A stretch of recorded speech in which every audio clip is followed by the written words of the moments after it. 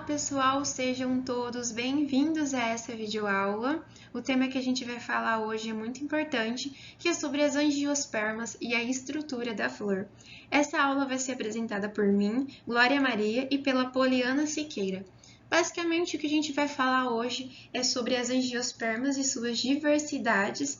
A gente vai comentar sobre as estruturas da flor e também vamos falar sobre a reprodução. Então, fiquem bem ligados do início ao fim dessa aula para vocês estarem aprendendo um pouco mais sobre cada estrutura e um pouco mais sobre a sua reprodução. Então, prestem bastante atenção. Bom, pessoal, agora para a gente aprofundar um pouco mais sobre esse assunto, toda vez que a gente comentar ou falar sobre flor e fruto, nós sempre estamos se referindo sobre os grupos das angiospermas. Mas por que, basicamente?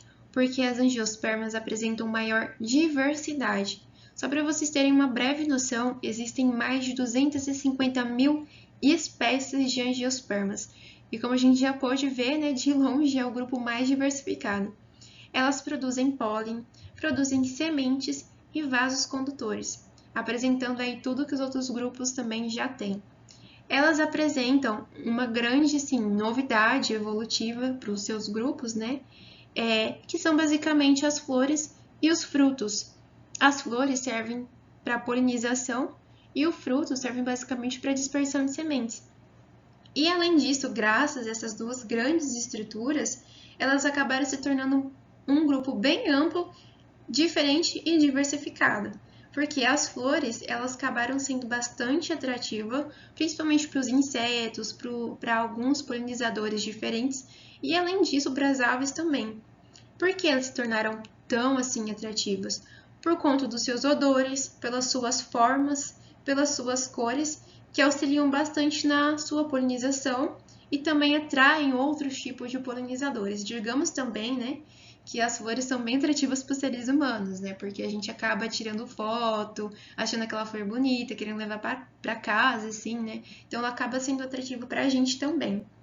Enquanto já os frutos, eles auxiliam na dispersão de sementes, principalmente pelas aves. Elas acabam se alimentando do fruto e ao longo da sua locomoção, ela acaba fazendo dispersão dessas sementes. Bom, pessoal, agora a gente vai falar um pouquinho mais sobre a estrutura da flor. E como vocês podem estar observando, não se assustem que essa flor, essa ilustração apresenta vários tipos de nomes diferentes. Claro, porque a gente está falando sobre botânica, mas não querendo complicar para vocês, vocês vão aprender um pouquinho mais e claro que é super fácil, não é difícil. Como a gente pode observar, a gente tem uma ilustração de uma flor. E essa flor, ela é uma flor hermafrodita. E você que está perguntando por que uma flor hermafrodita? Porque ela apresenta a estrutura masculina e também apresenta a estrutura feminina. Então, aqui do lado, a gente tem a sua estrutura masculina, que tem e leva o nome de estame. Essa estrutura do estame, ela apresenta dois nomes também, que é basicamente a antera e o filete. E como a gente pode observar indicando aqui pelas setinhas, o filete ele serve basicamente para a sustentação da antera. E esses dois nomes recebem o nome de estame ou androceu, que é a estrutura masculina ou órgão masculino da flor. E ampliando um pouquinho mais essa imagem do estame, a gente amplia, a gente vai ver aqui, né, uma antera. E essa antera cortada ao meio, através da reprodução, a gente vai ver que ela produz o grão de pólen. Então, a gente vai observar um pouquinho mais à frente, porque a gente vai comentar um pouquinho mais sobre a reprodução e vocês vão entender como é produzido esse grão de pólen na antera. E aqui do outro lado, a gente tem a estrutura feminina da flor, que basicamente leva o nome de gineceu ou pistil. E como a gente pode observar, esse nome gineceu ou pistil leva também a designação de outros 3 nomes diferentes, que são indicados aí, né, pelas setinhas. Basicamente, a gente tem essa estrutura, né, toda aqui, que parece uma forma de garrafa, né, mas não é uma garrafa. A gente tem esse aparelho reprodutor feminino. E ampliado, a gente pode observar, primeiramente, indicado aqui para a seta, tipo como se fosse o bico, a parte de cima da garrafa, a parte inicial, que tem o nome de estigma. E depois, segundamente, indicado pela seta aqui no ao meio, a gente tem o nome de estilete, essa estrutura é representada pelo estilete. E depois, ao final, a gente tem o ovário, que é ligado aqui ao estilete, é onde acontece toda a reprodução. E mais para frente vocês vão entender porque a gente vai comentar sobre isso.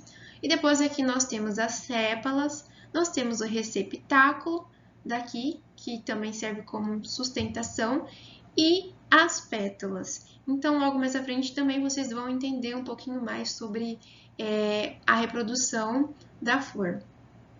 Bom, pessoal, agora a gente vai falar sobre o girassol. Só para vocês terem aí a ideia, o girassol não é uma única flor, mas sim é o conjunto de várias flores. Como a gente pode observar, né? Creio que deve ter sido uma novidade para vocês estarem sabendo disso. E a gente pode observar aqui na imagem que essas bolinhas, na primeira imagem aqui representadas, são o conjunto de várias flores. Aqui ampliadamente a gente pode observar que cada bolinha dessa daqui é uma flor. Um pouco diferente assim das estruturas que a gente pôde observar de uma flor hermafrodita. E aqui ao lado a gente tem cada estrutura, que é representada por cada nome. A gente pode observar aqui que essa pétala basicamente não é uma pétala, que parece uma pétala, como a gente viu, né, no slide anterior, mas não é uma pétala. Ela recebe o nome de bráctea, que é uma folha modificada de várias cores. E ela apresenta uma coloração mais amarelada, que faz com que os insetos sejam cada vez mais atraídos, né? Os seus agentes polinizadores sejam cada vez mais atraídos. E as brácteas, basicamente, elas protegem todas essas flores, que é chamado de inflorescência. Então, todas essas flores aqui são protegidas pelas brácteas e essas flores são chamadas basicamente de inflorescência, que é o principal assim exemplo do girassol que a gente tem, que é a inflorescência. E para esse tipo de inflorescência, nós damos um nome específico, que é chamado de capítulo. Não é capítulo de novela, gente. Sim, é chamado de capítulo por conta das inflorescências.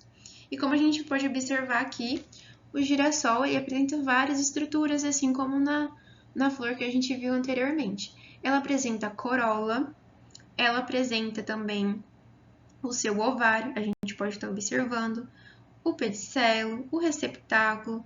Então, tudo aqui são as estruturas envolvidas no girassol. Bom, pessoal, eu sou a professora Polly e eu vou continuar falando um pouquinho sobre as angiospermas.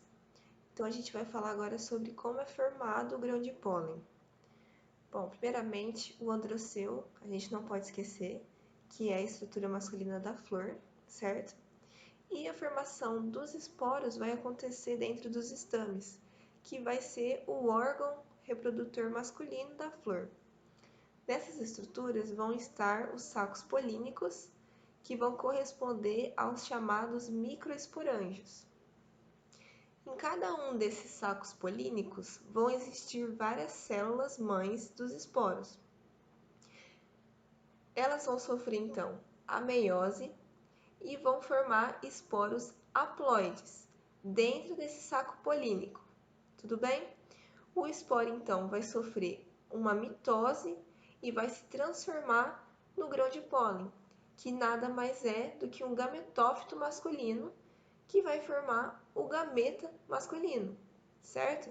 Então, essa mitose vai originar duas células, uma delas vai ser chamada de célula do tubo e a outra vai ser a célula geradora. Essas duas células vão ser células haploides.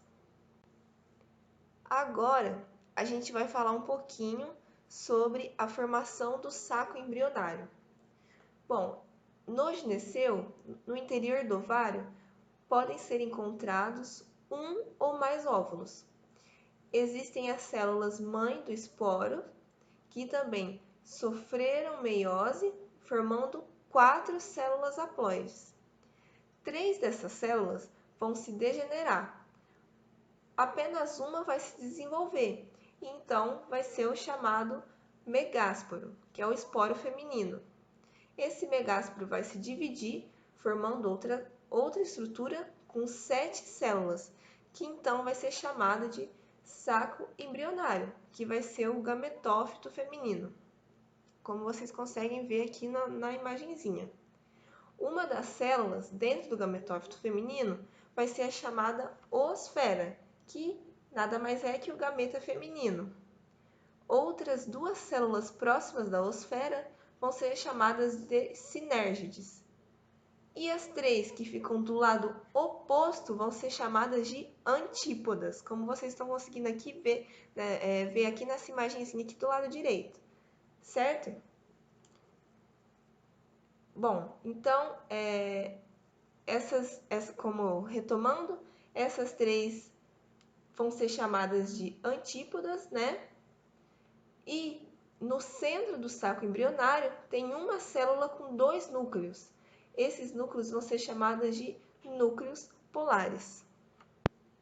Bom, pessoal, agora que vocês entenderam como acontece a formação do grão de pólen e a formação do saco embrionário, nós vamos ver como é dada a fecundação das angiospermas. Bom, primeiramente, depois que o grão de pólen ele é liberado, ele vai então até o estigma.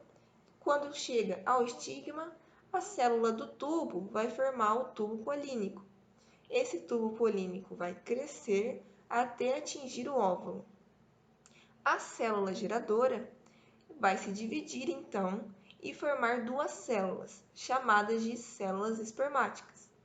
Uma dessas células espermáticas, a haploide, vai fecundar a oosfera, que também é haploide, e então formar um zigoto diploide. Já a outra célula espermática vai se fundir nessa célula bem grande que a gente está vendo aqui no lado esquerdo, formando uma célula triploide. Mas por que triploide? Como a gente consegue ver, essa célula já possui 2 núcleos polares, mais um novo núcleo, então vai se formar uma célula triploide, que vai dar então origem ao endosperma, 3N. Esse endosperma ele é importante porque ele vai servir de reserva energética para o embrião, já que nesse momento essa planta ainda não está realizando fotossíntese. Então, como aconteceu 2 fecundações, a fecundação da oosfera e a fecundação na grande célula com 2 núcleos polares, pode-se dizer que nas angiospermas ocorre a chamada dupla fecundação, muito importante para economizar recursos dessas plantas. E, por fim, quando ocorre a fecundação, vai ser originada então a estrutura chamada de fruto. Bom, pessoal, essa foi a aula de hoje. Espero que vocês tenham gostado. Qualquer dúvidas ou sugestões, deixem nos comentários, tá? E quem não seguiu a gente ainda no canal e não curtiu o vídeo, por favor, vão lá e sigam e curtam o vídeo, tá bom? Até a próxima e um beijo!